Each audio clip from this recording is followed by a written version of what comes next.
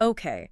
You know that feeling, right? When there's that thing you really should be doing. Hmm. It's like there's a little voice in your head nagging you, saying, get to it, get to it. Oh, yeah, definitely. But you just can't seem to make yourself actually start. Right. And you know what? Even those people who seem like they have it all together, Oh, I know. they struggle with this too. Totally. Our friend Jane, she's no exception. And that pressure would just build and the guilt would start to creep in. And it was all thanks to procrastination. Procrastination really is a universal human experience, Oh, that yeah. gap between what we want to do and what we actually end up doing. Yeah. But it's so fascinating how it can show up so differently in people, Mm-hmm. even for folks who are super competent and driven in other areas of their lives. Absolutely. And Jane decided she wasn't going to let it control her anymore. She Mhm. was ready to take matters into her own hands. I love that. So she went on this sort of personal deep dive to figure out, okay, what's really behind this habit of putting things off? And more importantly, what can I actually do about it? Right. And that's exactly what we're going to explore with you today in this deep dive. It's like Consider. a fast track Totally. to understanding and actually implementing the strategies that Jane discovered, the things that can make a real difference for you starting right now. Our mission today is really clear-cut. Yeah. We want to give you those practical tools and techniques that Jane used Mm-hmm. to break free from that procrastination cycle and really boost your productivity. Absolutely. We're kind of like distilling her journey Yeah. into these concrete steps that you can try as soon as you finish listening. I love it. Let's get started. Let's do it. Okay. So first things first, we got to look under the hood. Mm-hmm. We need to understand why we procrastinate in the first place. Yeah. And it's so easy to just label ourselves as lazy, Right. right? It's the easiest thing to do. Like, oh, I'm just being lazy. But Jane's experience showed that it's often way more complicated than that. Yeah. Jane realized that procrastination often comes from these underlying emotions. And one big one is fear, like being afraid of not being good enough. Oh, yeah.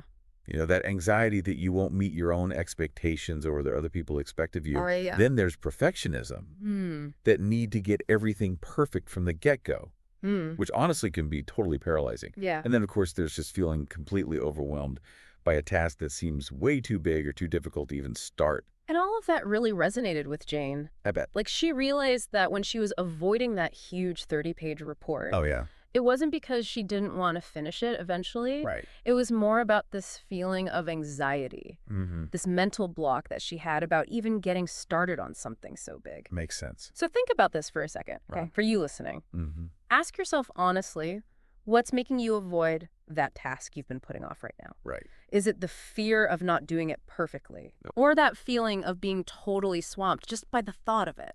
Being honest with yourself is so important. It really is. Jane found that figuring out that emotional root, that feeling of discomfort or anxiety you're trying to avoid, Yeah. that's the crucial first step. It's like reframing the whole problem, right? Exactly. Instead of thinking it's about willpower, Yeah. it's about managing your emotional response to whatever the task is. Totally. And what's cool is once you understand that emotion, you can start dealing with it head on instead of just getting down on yourself for not being motivated enough. I love that. So Jane, she started to understand why she was procrastinating, Yeah. but then came the next hurdle. How do you actually tackle those tasks that seem impossible to conquer? Oh, yeah. It's like staring up at Mount Everest. It is. Like, that 30-page report felt like trying to run a marathon without ever even having jogged before, I get that. right? So how do you start? Well, the size and scope of a big project can definitely be demotivating. For sure. And Jane figured out a really good way to deal with feeling overwhelmed like that. Okay, tell me more. She realized that by always focusing on how huge the task was as a whole, she was actually making it harder to even begin. So what does she do? She started breaking things down. Okay. Like instead of thinking, I have to write this entire report, Yeah. she'd focus on smaller things. Like what? Like I'll outline the first 3 sections, or I'll find 5 key research articles for this. That's a great strategy. It is breaking those big tasks down into smaller steps is really powerful. Totally. So think about that big project you've been putting off. Mm-hmm. Can you find just one small action you could realistically take right now? Right. Even if it's just a tiny piece of the puzzle. Mm-hmm. Maybe instead of planning the entire marketing campaign, it's just brainstorming 3 possible headlines. Yeah.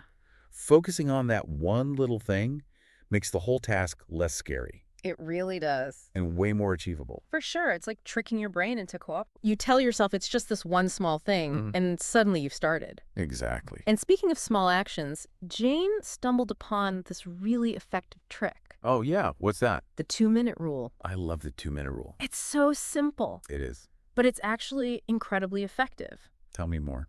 The basic idea is this. If something takes 2 minutes or less to do, Mm-hmm. do it right away. Just get it done. Don't put it off. Don't add it to a to-do list. Just handle it right then and there. I like it. Think about all those little things that we tend to push aside. Oh, I know. Answering a quick email, making a short phone call, Mm-hmm. tidying up a little clutter on your desk. Right. They seem insignificant on their own, They do. but they can really pile up and make you feel disorganized and behind. And what's amazing about this rule Yeah. is that it helps you build momentum. Okay. And it stops those small tasks from becoming a huge source of overwhelm. Right. Every time you finish one of those quick wins, Mhm. it's like a tiny boost of accomplishment. Yeah. It makes you feel more in control and ready to tackle the next thing. And then there's the whole time management aspect. Time management is key. Jane realized that all those vague intentions she had, Mm-hmm. all those, I'll get to it later, promises she made to herself, Oh, yeah, we all do that. they were basically a breeding ground for procrastination. Totally. So she started setting very specific and realistic deadlines. Setting clear deadlines can be a total game changer. It is. When you just tell yourself, I'll do it sometime, Mm-hmm. there's no urgency, no real commitment. Right. But when Jane started saying, I'll finish this section by 10 a.m. tomorrow, Okay. it created a real target to aim for. Right. And it gave her that immediate focus. Exactly. Even without a boss or a client breathing down her neck. Mm-hmm. She was holding herself accountable to that deadline. I love that. So try it yourself. Okay? Mm-hmm. Take that task you've been avoiding and give it a specific completion time, Yeah. even if it's just for a small part of it. Right. Instead of saying, I'll finish this report next week, say, we'll complete the introduction by the end of today. Being specific is so important. It really is. It transforms a vague goal into a real commitment in your mind. Yeah, and the cool thing is, Look at that. when you consistently meet those deadlines, even the small ones, Yeah. it builds your self-trust. Mm-hmm. And it reinforces that habit of taking action. It's a great positive feedback loop. Okay, so we've got our goals, we've got our deadlines, Mm-hmm. but then there's this whole army of distractions just waiting to derail us. Distractions are the worst. There are those digital sirens and all those tempting interruptions. Oh. Jane knew that those were a major factor in her procrastination. Mm. The endless scrolling on social media, Oh, the yeah. constant urge to check her phone, Right. the lure of random notifications popping up. It never ends. And what she realized, which is super important for all of us, Mm-hmm. is that passively hoping to resist those distractions, Yeah. it almost never works. Mm. It really doesn't. So she had to get proactive. What did she do? She created her own distraction-free zone. I like that. She turned off those distracting notifications, The put her phone in another room, heart.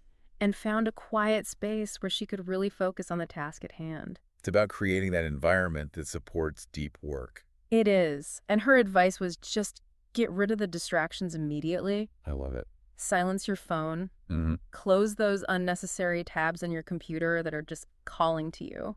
Tempting you. Find a place where you can work without constant interruptions. It seems like common sense, Right. but actually making that conscious effort to do it, Yeah. that's what makes it effective. Totally. It's about taking control For sure. instead of constantly battling those distractions. You've got to be proactive. Okay, so another incredibly useful tool that Jane found was the power of structured time, Okay. I like where this is going. specifically the Pomodoro technique. Oh, yeah, I've heard of that. It might sound a bit technical, but it's actually super simple. Tell me more. It's a time management method Okay. where you have focused work intervals Mm-hmm. separated by short breaks. Okay. So you work really intensely on a single task for 25 minutes, All right. and then you take a short 5-minute break. Like that. Jane found that committing to that 25-minute work period Yeah. made it so much easier to overcome that initial resistance. Right. It feels less overwhelming. It does, because you know it's only for a limited amount of time. Exactly. And those short breaks, Yeah. they were crucial for her to stay focused and avoid burnout. It creates a really good rhythm It does. of concentration and then recovery. If the 25-minute blocks of the Pomodoro technique don't work perfectly for you, Yeah. The general idea of time blocking is still super helpful. Totally.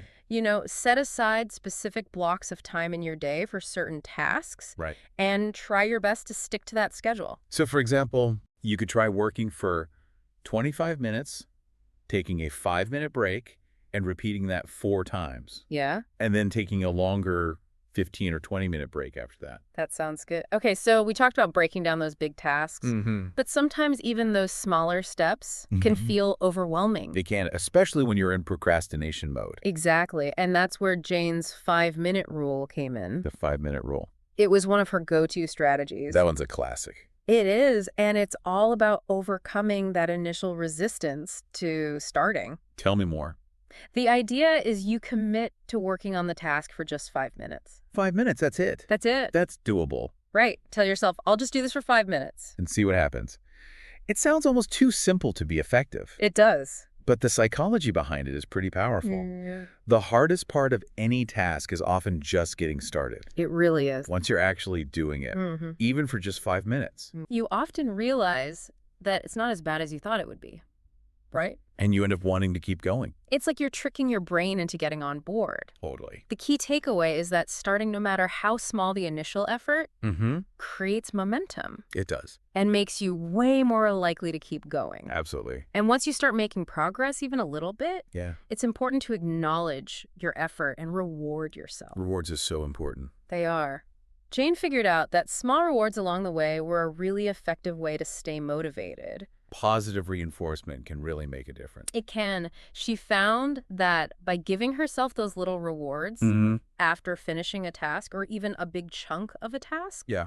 she started to associate getting things done with something positive. Instead of dreading it. Exactly. It wasn't about huge, elaborate rewards. Right. Just simple, enjoyable things. Like what? Like going for a walk outside, having a good cup of coffee. Oh, yeah. Or even letting herself check social media for a few minutes without feeling guilty. Guilt-free scrolling. So think about creating your own little reward system. What are some things you really enjoy that you could use as a reward? That's a good question. After you tackle a task or a set of tasks, Yeah. maybe it's a 10-minute break to listen to your favorite music, Mm-hmm.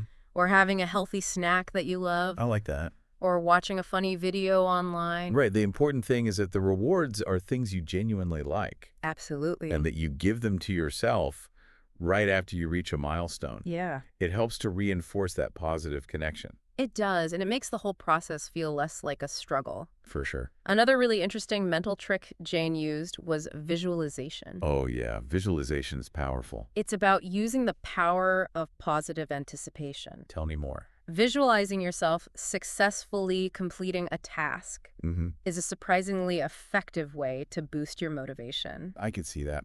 When you focus on those positive emotions that come with finishing something, Yeah.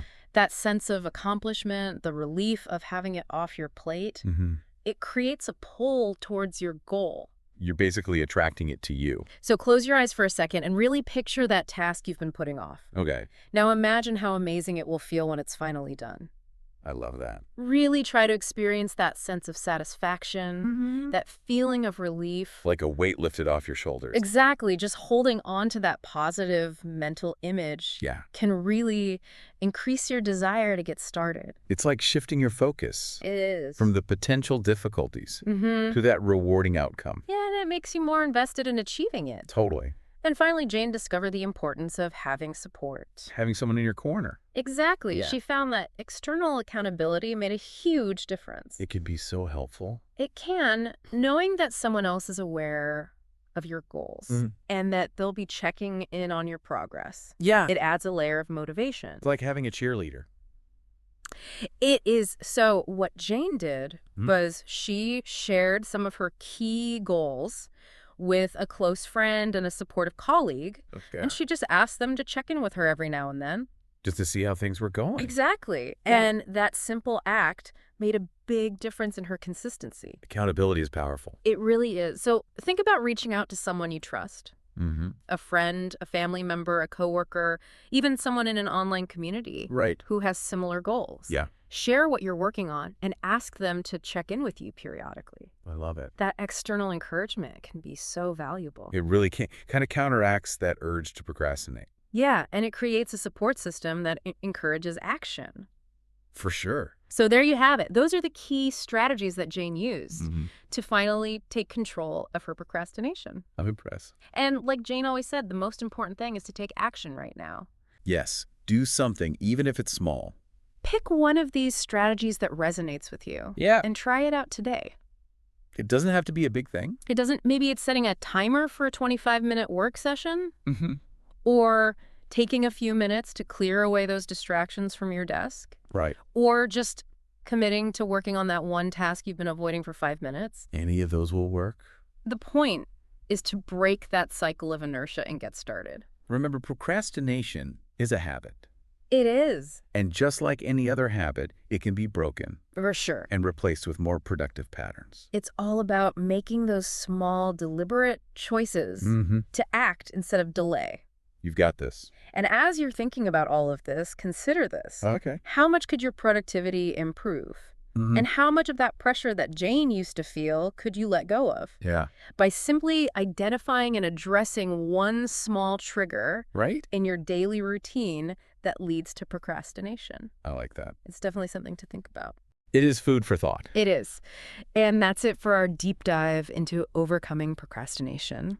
Thanks for listening. See you next time. Bye. Bye.